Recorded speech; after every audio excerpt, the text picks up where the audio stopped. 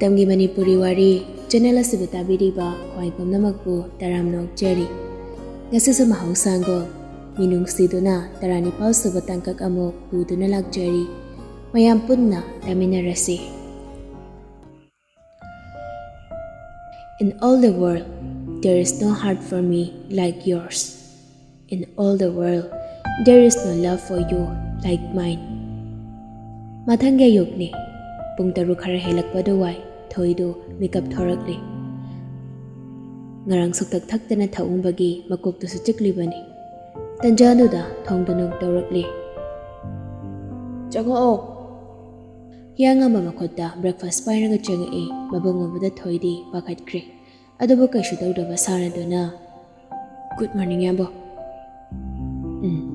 morning breakfast laide yamungni charaba jare ani no ngahang tumin lei yanga mama changi ma ongdeng laduna ngarang birthday chalhina haine wari no hongdorakani khangna hongdoktana balai kharambani adubu hangmana hankre thoina tapna hoi kamai doba wari liro thoidu tumina second khara leirama mato yamba sorry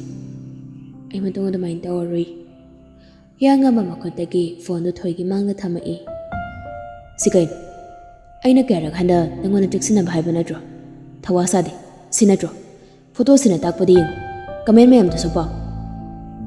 toy phone do lawraga yengi ngarang birthday party mafamda mana wine glass thangalaga thakpagi ne comment sing da samak pai mitai nu pioraga adugam tuka chaba nupi ne tawri sau dukan gi tuka chakhreda paisa pairi mate tongning tawri ne toisa mapa leitabagi sa sari macha singse mabung du so kaina kat khidai comment sing do pana mapira jelakle atei ginatti magi among solakpa manam si solakpa sidani yanga masa phone da lawraga thamjinu hayoina hairi phare breakfast ai jona mataw ka hina khanjingan aina fana masilage ka du da gi thoraklaga makhoi gi ka da karakle table mathakta phone da thamlaga henja do mangaga leirami yanga madu changsilaklaga kashu khangana aina loina fana basindi tumba hogar hawraba ngasi de pathanjara sana yamungde ngasi se ai resignation letter pushalamge na khanbani ngasi de chalagomge hayingona chalange irang se khajing nem thabaga akhoi gele bakse kainu khangde viral chat de tawle mi gi chenbo kanana thingba ngamge ne angang do nangna chalanga khara thembiuro aina jagmada nungai dre mamungni hena nungsikrani ado yamba hayuni yam daimas wadalo shin nang dringai sana yumgi masigi wadi engon haurano yamba pharasu patraso akhoi nangang haidu oiribanina akhoi noin sana wase hanjin hayalagan mama banung sidaba macha kana lenge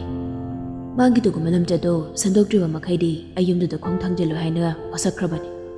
mana kari guma wakhal taraklaba kanda ayumdu da khong thangjingani yangam bagi matawdu da kahenba wa hairuba yararoi khangladuna phare ai chani manakta chalokige wahaidu hairaga thokre yangam basu thokre badu da yenglaga tamna wakhal khallakri sana ai su majani magi maja apokwi mama bo kanan nungsiroduno nungsi malim sida mama da gi henba kanan lei bagine adubo ai magi mao magi lam chatu yaninde mana gyan taraklaba kan nangbu lokshin lani harba kan da ai yumdu da khong thangjegani makul kuchong do na mungtang mamai do sanan thaduna hojog thokliba thokdok viral uriba photo do kakna mamari leina ba kana dana paw longna na ba haiduna phone do loktoklaga kana dana call tawri jan how namse hanja do changlang laduna nangbo breakfast ka charaba jahadri kedoriba chathungna ba tawr sidana brush ti tawr banatro hoi tawri ꯍꯦꯟꯖꯣꯅ ꯀꯟꯒꯤ ꯇꯦꯕꯜꯗꯒꯤ ꯕ꯭ꯔꯦꯛꯐꯥꯁꯇꯨ ꯂꯧꯔꯗꯨꯅ ꯁꯤ ꯏꯟꯕꯤꯒꯦꯁꯤ ꯀꯩꯁꯨ ꯂꯩꯇꯕ ꯋꯥꯗꯅꯦ ꯈꯟꯖꯤꯜꯂꯨꯔꯅꯨꯀꯣ ꯊꯣꯏꯗꯣ ꯈꯣꯟꯖꯦꯜ ꯊꯣꯛꯅ ꯀꯞꯊꯣꯔꯛꯂꯦ ꯍꯩꯃꯥ ꯀꯩꯗꯧꯔꯒꯦ ꯀꯞꯄꯗꯤ ꯊꯣꯏ ꯃꯅꯝꯁꯤꯗ ꯆꯦꯅ ꯀꯣꯜ ꯑꯗꯨꯅ ꯀꯞꯂꯛꯂꯤ ꯑꯩꯁꯦ ꯋꯥꯈꯜ ꯌꯥꯎꯗꯦ ꯅꯝꯁꯤ ꯑꯩꯅ ꯇꯧꯒꯦ ꯌꯥꯝ ꯇꯧꯕ ꯅꯠꯇꯦ ꯃꯐꯝꯗꯨꯗ ꯂꯥꯛꯄ ꯃꯣꯏ ꯈꯔꯅ ꯑꯩꯉꯣꯟꯗ ꯎꯁꯤꯠꯇꯕ ꯍꯧꯔꯛꯄꯗꯒꯤ ꯑꯩ ꯊꯕꯛꯇꯨ ꯇꯧꯈꯤꯕꯅꯤ ꯍꯦꯟꯖꯥ ꯊꯣꯏꯒꯤ ꯃꯀꯣꯛꯇꯨ ꯅꯥꯟꯊꯔꯗꯨꯅ ꯑꯗꯨꯒꯤꯕꯨ ꯀꯩꯁꯨ ꯈꯜꯂꯨꯔꯅꯨꯁꯦ ꯏꯅꯝꯁꯦ ꯑꯩ ꯁꯤꯒꯤ ꯃꯇꯥꯡꯗ ꯑꯩ ꯀꯩꯁꯨ ꯀꯥꯟꯗꯦ ꯑꯗꯨꯕꯨ ꯑꯩꯒꯤ ꯊꯧꯗꯣꯛꯁꯤꯗ ꯌꯥꯝꯕꯨꯡ ꯏꯅꯝꯁꯤꯒ ꯁꯣꯛꯄꯁꯦ ꯑꯩ ꯌꯥꯝ ꯅꯨꯡꯉꯥꯏꯇꯦ ꯏꯅꯝꯁꯤ ꯍꯦꯟꯖꯥꯗꯨ ꯇꯞꯅ ꯑꯗꯨꯒꯤꯕꯨ ꯀꯩꯁꯨ ꯀꯥꯏꯗꯦꯗ ꯀꯩꯗꯧꯔꯒꯦ ꯑꯗꯨꯕꯨ ꯑꯗꯨꯏ ꯁꯔꯨꯛꯅꯦ ꯅꯨꯡꯉꯥꯏꯅ ꯂꯩꯊꯣꯛꯁꯤ ꯋꯥꯈꯜ ꯅꯨꯡꯉꯥꯏꯅ ꯂꯩꯌꯨ ꯁꯤꯗꯤ ꯀꯩꯁꯨ ꯂꯩꯕ ꯅꯠꯇꯦ ꯁꯤ ꯕ꯭ꯔꯦꯛꯐꯥꯁꯁꯤ ꯆꯥꯅꯕ ꯇꯧꯔꯁꯤ ꯊꯣꯏ ꯃꯄꯤꯗꯨ ꯇꯩꯊꯣꯛꯂꯒ ꯍꯦꯟꯖꯥꯅ ꯏꯜꯂꯛꯂꯤꯕ ꯕ꯭ꯔꯦꯛꯐꯥꯁꯇꯨ ꯃꯌꯥꯛ ꯀꯊꯣꯛꯇꯨꯅ ꯆꯥꯏ ꯏꯅꯝꯁꯦ ꯅꯪꯁꯦꯒꯤ ꯏꯅꯝꯁꯤ ꯑꯣꯏꯅ ꯐꯪꯖꯕꯁꯦ ꯑꯩ ꯌꯥꯝꯅ ꯍꯔꯥꯎꯏ ꯑꯩꯕꯨ ꯃꯆꯟꯒꯨꯝ ꯑꯄꯣꯛꯄꯤ ꯏꯃꯥꯗꯒꯤꯁꯨ ꯏꯅꯝꯁꯤꯅ ꯍꯦꯟꯅ ꯑꯩꯕꯨ ꯂꯨꯅ ꯇꯧꯏ ꯀꯞꯄꯒ ꯑꯃꯨꯛ ꯂꯩꯔꯦꯅꯦ ꯁꯤ ꯆꯥꯁꯤꯜꯂꯣꯁꯦ ꯀꯩ ꯏꯟꯁꯥꯡ ꯊꯣꯡꯁꯤꯒꯦ ꯑꯄꯥꯝꯕ ꯍꯥꯏꯔꯣ ꯑꯃ ꯍꯦꯛꯇ ꯌꯥꯏ ꯀꯩꯅꯣ ꯃꯁꯤꯂꯝ ꯌꯥꯝ ꯍꯦꯜꯂꯤꯅꯦ ꯌꯦꯟ ꯊꯣꯡꯁꯤꯔꯣ ꯌꯥꯏ ꯍꯥꯏꯕ ꯏꯅꯝꯁꯤ ꯍꯣꯏ ꯂꯥꯛꯑꯣ ꯃꯈꯥꯗ ꯀꯨꯝꯃꯛꯑꯣꯀꯣ ꯃꯔꯣꯏ ꯃꯄꯥꯡ ꯁꯦꯝꯅꯕ ꯁꯣꯝꯅ ꯊꯧꯗꯣꯛꯁꯤꯒꯤ ꯃꯇꯥꯡꯗ ꯂꯥꯡꯂꯦꯟꯅ ꯁꯈꯤꯗ ꯃꯆꯨ ꯊꯥꯛꯆꯤꯟꯗꯨꯅ ꯍꯦꯟꯖꯥꯕꯨꯅ ꯍꯦꯟꯅ ꯂꯥꯡꯅ ꯂꯧꯅꯕ ꯂꯥꯡ ꯊꯥꯛꯂꯤ ꯌꯦꯡꯉꯣꯗꯤ ꯃꯥꯁꯤ ꯃꯥꯅ ꯆꯠꯄ ꯂꯝꯆꯠꯇꯨꯅꯤ ꯑꯉꯥꯡꯁꯤꯗ ꯃꯥꯅ ꯇꯝꯕꯤꯔꯤꯁꯦ ꯁꯈꯤ ꯃꯈꯨꯠꯇꯨꯅ ꯈꯗꯥꯡ ꯃꯦꯠꯂꯗꯨꯅ ꯏꯁ ꯑꯩꯒꯤ ꯏꯆꯥꯅꯤꯃꯛꯁꯦ ꯀꯩꯁꯨ ꯂꯩꯇꯕ ꯃꯧꯁꯤꯒꯤ ꯍꯥꯛꯇꯛꯇ ꯍꯦꯛ ꯂꯣꯏꯅ ꯃꯥꯡꯉꯤꯗ ꯏꯃꯥꯁꯦ ꯑꯩꯅ ꯍꯥꯏꯖꯔꯤꯁꯤꯗꯤ ꯊꯣꯏꯕꯨꯗꯤ ꯅꯤꯡꯉꯣꯜꯅꯤ ꯑꯗꯨꯒ ꯌꯥꯝꯕꯨꯡꯅ ꯄꯤꯕꯥꯅꯤ ꯍꯌꯦꯡ ꯆꯦꯛꯇ ꯆꯦꯛꯁꯤꯜꯂꯛꯑꯗꯤ ꯌꯥꯝꯕꯨꯡꯅ ꯇꯥꯔꯛꯀꯗꯣꯏꯅꯤ ꯊꯣꯏꯕꯨ ꯅꯤꯡꯉꯣꯜꯅꯤ ꯍꯥꯏꯗꯨꯅ ꯍꯟꯊꯅ ꯌꯦꯡꯕꯩ ꯋꯥꯗꯤ ꯅꯠꯇꯦ ꯂꯨꯔꯤꯕꯗꯤꯅꯦ ꯌꯨꯝꯁꯦ ꯊꯥꯗꯣꯛꯇꯨꯅ ꯆꯠꯈ꯭ꯔꯤꯕꯁꯤꯅꯤꯅꯦ ꯑꯗꯨꯒꯤꯕꯨ ꯀꯩꯅꯣ ꯑꯩꯅ ꯐꯅꯕ ꯂꯣꯏꯅ ꯁꯤꯜꯂꯛꯀꯦ ꯑꯗꯩ ꯃꯥꯁꯦ ꯍꯥꯏꯌꯨꯅꯦ ꯂꯨꯍꯣꯡꯕꯒꯤ ꯊꯥꯁꯤꯁꯨ ꯀꯨꯏꯁꯤꯜꯂꯛꯇ꯭ꯔꯤ ꯌꯥꯝꯕꯨꯡꯒ ꯏꯃꯥꯁꯤꯒꯒꯤ ꯂꯩꯅꯔꯤꯕ ꯃꯑꯣꯡꯁꯤꯒ ꯂꯨꯍꯣꯡꯕꯗꯤ ꯀꯥꯏꯕ ꯌꯥꯔꯣꯏ ꯑꯩꯅ ꯐꯅꯕ ꯁꯤꯅꯤꯅꯦ ꯂꯥꯡꯂꯦꯟꯅ ꯇꯨꯃꯤꯟꯅ ꯂꯩꯔꯤ ꯃꯥꯏꯊꯣꯡꯗꯗꯤ ꯅꯨꯡꯉꯥꯏꯇꯕ ꯁꯥꯔꯤ ꯑꯗꯨꯕꯨ ꯃꯅꯨꯡꯗꯗꯤ ꯍꯔꯥꯎꯕꯅ ꯃꯇꯣꯝ ꯂꯣꯝꯂꯤ ꯁꯣꯝꯗ ꯑꯌꯨꯛꯀꯤ ꯆꯥꯛ ꯇꯣꯛꯅꯔꯕ ꯇꯨꯡ ꯃꯥꯒꯤ ꯀꯥꯟꯗ ꯄꯣꯊꯥꯅꯔꯤ ꯊꯣꯏ ꯉꯔꯥꯡꯒꯤ ꯊꯧꯗꯣꯛꯁꯤꯡꯗꯣ ꯃꯊꯪ ꯅꯤꯡꯁꯤꯡꯂꯛꯏ ꯃꯁꯥ ꯃꯇꯣꯝ ꯅꯤꯡꯁꯤꯡꯖꯕ ꯊꯣꯛꯇ꯭ꯔꯤ ꯃꯥꯕꯨ ꯃꯃꯥꯟꯅꯕꯤꯅ ꯒꯥꯔꯤ ꯃꯅꯥꯛ ꯐꯥꯎ ꯊꯤꯜꯂꯛꯄꯗꯨ ꯐꯥꯎꯕꯗꯤ ꯅꯤꯡꯁꯤꯡꯂꯤꯕ ꯃꯥꯜꯂꯤ ꯑꯗꯨꯒꯤ ꯃꯈꯥ ꯃꯥ ꯀꯩꯗꯧꯈ꯭ꯔꯦ ꯍꯥꯏꯕ ꯅꯤꯡꯁꯤꯡꯕ ꯊꯣꯛꯇ꯭ꯔꯤ ꯐꯣꯟꯗꯨ ꯂꯧꯊꯣꯛꯑꯒ ꯑꯝꯕꯤꯗ ꯀꯣꯜ ꯇꯧꯏ ꯔꯤꯡ ꯍꯦꯛ ꯆꯠꯄꯒ ꯄꯥꯏꯔꯛꯏ ꯍꯜꯂꯣ ꯊꯣꯏꯗꯨ ꯈꯨꯝꯕ ꯉꯝꯗ ꯇꯨꯃꯤꯟ ꯂꯩ ꯑꯁꯣꯝ ꯐꯣꯟꯗꯒꯤ ꯍꯜꯂꯣ ꯃꯦꯗꯥꯝ ꯀꯩ ꯂꯩꯔꯒꯦ ꯃꯦꯗꯥꯝ ꯁꯥꯔꯅꯗꯤ ꯉꯁꯤ ꯂꯥꯛꯑꯅꯨꯅ ꯍꯥꯏꯔꯤ ꯊꯕꯛꯀꯤ ꯅꯠꯇꯦ ꯑꯗꯨꯗꯤ ꯀꯩꯒꯤꯅꯣ ꯃꯦꯗꯥꯝ ꯑꯝꯕꯤꯒꯤ ꯈꯨꯍꯥꯏꯗꯨꯗ ꯊꯣꯏꯗꯨ ꯁꯥꯎꯅꯤꯡꯅ ꯀꯣꯜꯒꯁꯦ ꯇꯧꯔꯛꯄ ꯌꯥꯗꯕꯩ ꯋꯥꯔꯕ ꯑꯗꯨꯏ ꯋꯥ ꯅꯠꯇꯦꯗ ꯃꯦꯗꯥꯝ ꯑꯩ ꯉꯔꯥꯡ ꯀꯩꯀꯩ ꯇꯧꯒꯦ ꯚꯤꯗꯤꯑꯣ ꯊꯥꯔꯛꯀꯦ ꯑꯗꯨꯒꯤꯗꯤ ꯑꯝꯕꯤꯒꯤ ꯈꯨꯍꯥꯏꯗꯨꯗ ꯁꯣꯏ ꯂꯥꯎꯏ ꯀꯩ ꯚꯤꯗꯤꯑꯣꯅꯦ ꯍꯥꯏꯁꯦ ꯉꯔꯥꯡ ꯑꯩ ꯀꯩꯗꯧꯈ꯭ꯔꯒꯦ ꯀꯩꯁꯨ ꯇꯧꯗꯦꯗ ꯑꯂꯨꯗꯣꯕ ꯂꯥꯏꯠ ꯁꯥꯈ꯭ꯔꯦ ꯀꯩ ꯊꯝꯃꯒꯦ ꯃꯦꯗꯥꯝ ꯋꯥ ꯉꯥꯡꯕ ꯉꯝꯗ꯭ꯔꯤꯉꯩ ꯀꯣꯜꯗꯣ ꯊꯝꯈꯤꯕꯅ ꯍꯥꯜꯂꯤ ꯊꯣꯏ ꯀꯔꯤꯅꯣꯅ ꯈꯜꯂꯛꯏ ꯅꯣꯇꯤꯐꯤꯀꯦꯁꯟ ꯂꯥꯛꯄꯒꯤ ꯃꯈꯣꯜꯗ ꯒ꯭ꯌꯥꯟ ꯂꯥꯛꯇꯨꯅ ꯍꯥꯡꯗꯣꯛꯑꯒ ꯌꯦꯡꯉꯤ ꯉꯔꯥꯡ ꯃꯥꯅ ꯃꯤꯒꯤ ꯃꯌꯨꯝꯗꯨꯗ ꯃꯥꯅ ꯇꯧꯕꯗꯨꯅꯤ ꯊꯣꯏ ꯃꯈꯨꯠꯇꯨꯅ ꯃꯃꯥꯏꯅ ꯈꯣꯝꯖꯤꯜꯂꯗꯨꯅ ꯑꯁ ꯏꯀꯥꯏꯕꯅ ꯁꯤꯔꯦꯗ ꯑꯩ ꯉꯝꯕꯅ ꯀꯩꯗꯧꯔꯦ ꯅꯁꯥ ꯉꯝꯗ꯭ꯔꯕ ꯍꯤꯞꯄꯒ ꯂꯩ ꯑꯗꯨꯅ ꯄꯨꯛꯁꯦ ꯍꯦꯛ ꯅꯥꯕ ꯍꯧꯏ ꯍꯣꯁꯄꯤꯇꯥꯜ ꯆꯠꯁꯤꯔꯣ ꯌꯥꯅꯤ ꯀꯩꯁꯨ ꯇꯧꯔꯣꯏ ꯑꯁꯨꯃꯥꯏꯅ ꯑꯗꯨꯝ ꯇꯧ ꯂꯩꯔꯕꯅꯤꯅꯦ ꯈꯪꯂꯒꯗꯣꯏ ꯁꯔꯨꯛꯄꯨꯗꯤ ꯑꯅꯥꯕꯗꯣ ꯀꯔꯤꯅꯣꯅ ꯈꯪꯗꯣꯛꯑꯒ ꯍꯣꯁꯄꯤꯇꯥꯜꯗ ꯆꯠꯂꯒ ꯌꯦꯡꯊꯣꯛꯄꯗꯨꯅ ꯐꯔꯣꯏꯗ꯭ꯔꯥ ꯌꯥꯅꯤ ꯑꯗꯨꯝ ꯐꯈꯤꯅꯤ ꯀꯩꯁꯨ ꯇꯧꯔꯣꯏꯕ ꯌꯥꯝꯕꯣ ꯑꯅꯝꯗꯤ ꯐꯖꯅ ꯀꯟꯕꯖꯥꯠꯅꯤꯀꯣ ꯅꯪꯁꯦ ꯑꯩꯁꯦ ꯌꯥꯝꯕꯨꯡꯅ ꯁꯨꯝ ꯄꯥꯅ ꯂꯩ ꯑꯉꯥꯡ ꯃꯆꯥꯒꯤ ꯃꯑꯣꯡꯗ ꯅꯪꯕꯨ ꯑꯉꯥꯡ ꯃꯆꯥ ꯅꯠꯇ꯭ꯔꯗꯤ ꯍꯅꯨꯕꯤꯅ ꯍꯥꯏꯒꯦꯔꯣ ꯃꯥꯏ ꯈꯗꯥꯡ ꯁꯝ ꯍꯧꯔꯛꯑꯦꯗꯣ ꯐꯖꯅ ꯂꯩꯔꯝꯃꯨꯀꯣ ꯑꯩ ꯊꯕꯛ ꯑꯃ ꯆꯠꯂꯨꯈꯤꯒꯦ Asumna sum hamkibana nongmadagi nini homni tha amaram haujinkre aduba lengnariba maridi hamuni saki sa wakal tarakpa kauba leite henjana phaniyam haijaraso yangambana yamba kauba leitri marak sida henja yangambana mabu nungsina loina biba uba sida wakal hongba hauраklabani magi thamoida yangambagi jaga khakpa hauраklabani haiba yai mama sana khangjadribaso yangambana nupi atopa amaga loinaba ubada pangsawda sawringba sawruraga maram thirakpada kari maramgino khangdaba sigi hainambisi mangon habit oina leirabani nupa maso nupi sige maongsi khangibani adubu haimai haide hena dum mamangda lenasali project anawba mapaikhatpagini haiduna moi taramo meeting tawri thoidi meeting yawba hainade haiduna yawdre sinaso yangambagi assistant oibanina meeting du yawba lakle rectangle shape da leriba table duki makokta yangamba phamle magina kandana phal sama pairaga sinasa lepli nakana kandana makhoi mari maga aduga manga mana phamli sigi manungda henja somani yangambana sina faldo amamam telo phani sir yangambana haibagi matung ina faldo amamam yele hanjade faldo yang haijubatani karino haido munneng laso laksan phamama khangre mamituna hairap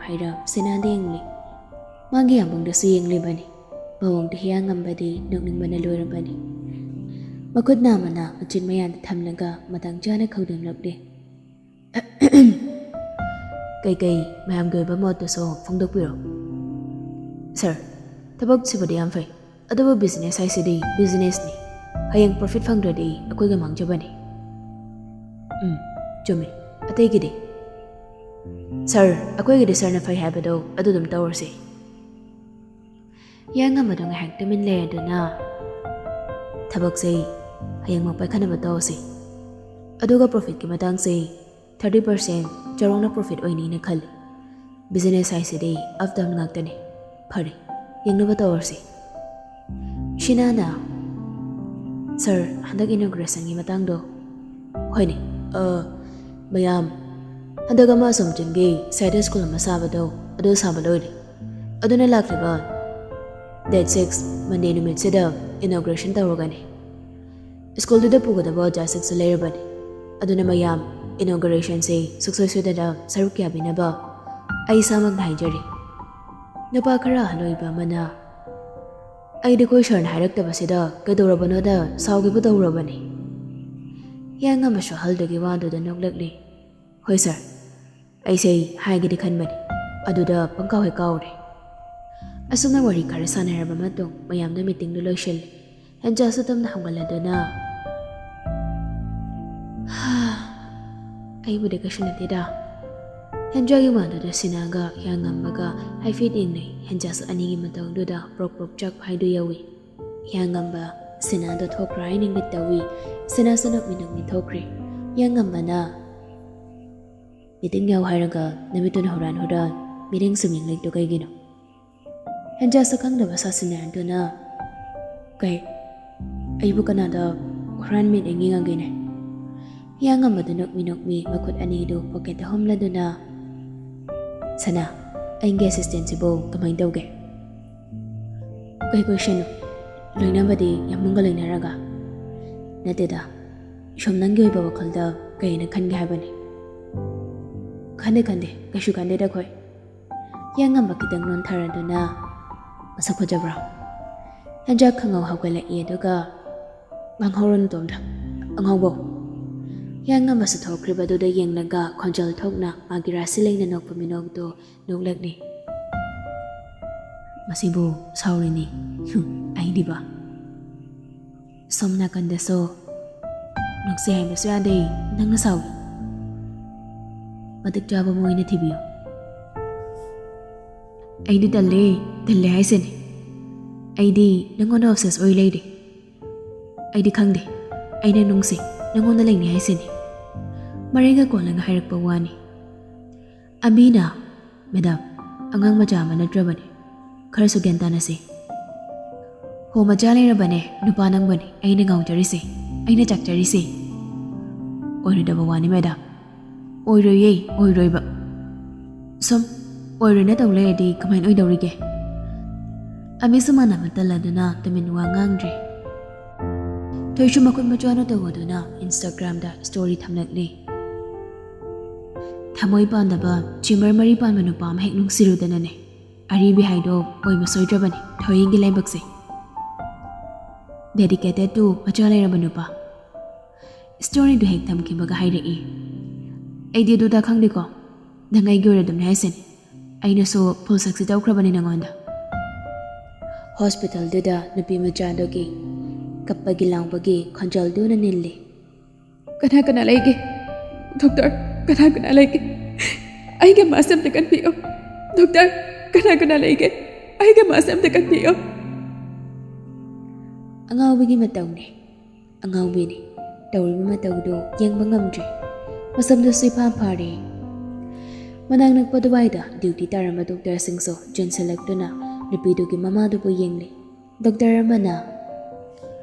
ꯁꯣꯔ ꯂꯩꯔꯤ, ꯍꯧꯖꯤꯛꯃꯛ emergency ꯔꯨꯝꯗ ꯄꯨꯁꯤꯟꯅꯕ ꯇꯧꯁꯤ꯫ ꯅꯨꯄꯤꯗꯨꯗ ꯑꯃꯨꯛ ꯑꯣꯟꯁꯤꯜꯂꯗꯨꯅ, ꯏꯕꯦꯝꯃ ꯀꯩꯁꯨ ꯈꯟꯒꯅꯨ, ꯅꯪꯒꯤ ꯃꯥꯁꯦ ꯑꯩꯈꯣꯏ ꯐꯅꯕ ꯂꯥꯌꯦꯡꯒꯅꯤ꯫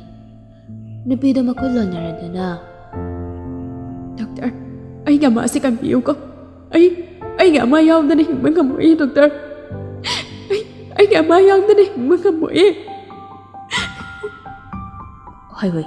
ꯑꯩꯅ ꯂꯣꯏꯅ ꯐꯅꯕ ꯁꯤꯟꯅꯤ꯫ ꯅꯪ ꯀꯩꯁꯨ ꯈꯟꯒꯅꯨꯁꯦ꯫ ꯑꯁꯤꯗ ꯅꯤꯡꯊꯤꯅ ꯐꯝꯃꯒ ꯂꯩꯔꯝꯃꯨꯀꯣ꯫ ꯗꯣꯛꯇꯔꯗꯨꯅ ꯅꯨꯄꯤ ꯃꯆꯥꯗꯨꯕꯨ ꯊꯦꯝꯖꯤꯟ ꯋꯥꯍꯩ ꯑꯣꯏꯅ ꯈꯔ ꯍꯥꯏꯔꯝꯂꯒ ꯍꯣꯕꯦ ꯑꯅꯥꯕꯗꯨꯕꯨ ꯄꯨꯁꯤꯟꯈ꯭ꯔꯤꯕ ꯂꯣꯝꯗꯨꯗ ꯃꯥꯁꯨ ꯆꯪꯈ꯭ꯔꯦ꯫